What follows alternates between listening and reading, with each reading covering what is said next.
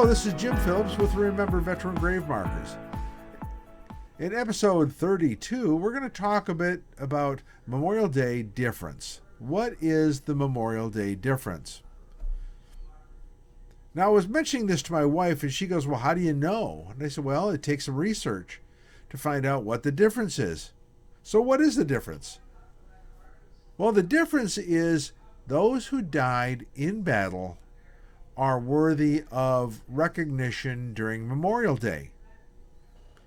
In a previous episode, I talked about putting flags on all veterans during Memorial Day.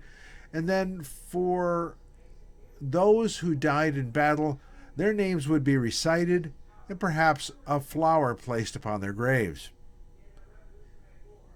Let me give you a tangible example of 4 veterans that fall into this category and whose families never got to see their loved one ever again. First is Lieutenant Robert Craig. He was in the Army. He died in Sicily in 1943.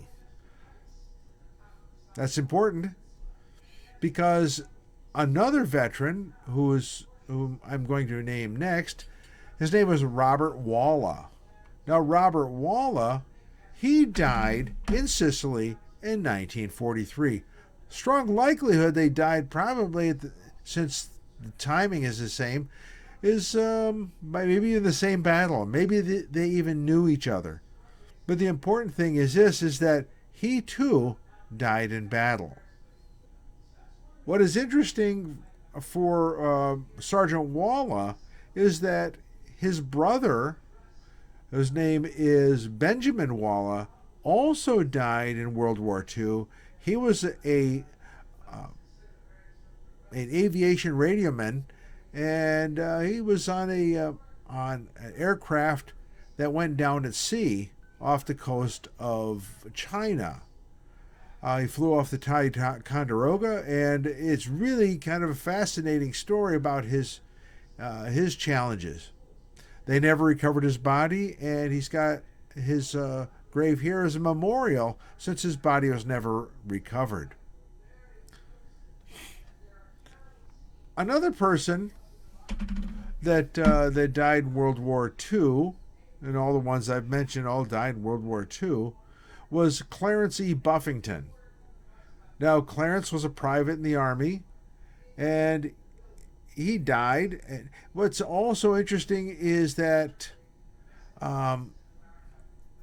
there's a gentleman, his name is Budai, and he also died and was on the same list of deceased as Clarence Buffington.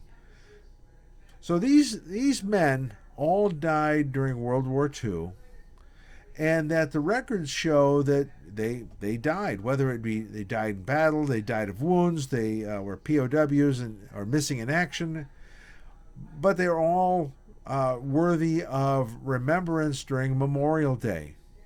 I hope that you take a look at this and say they are amongst us. They are easy to find. It may take a little bit of work, but they're generally easy to find.